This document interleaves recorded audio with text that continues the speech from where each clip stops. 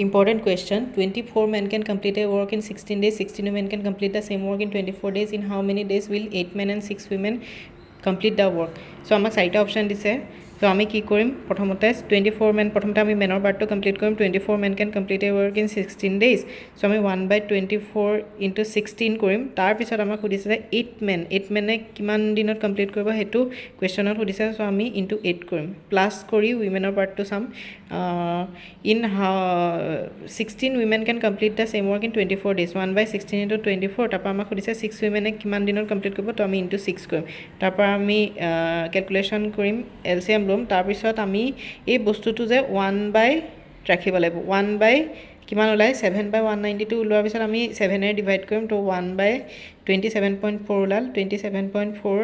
আমাৰ কোনটো অপচন আছে 27.4 মানে ডিনোমিনেটৰ থকাটোৱে আমাৰ হৈছে আনসাৰ গতিকে C is the correct answer thank U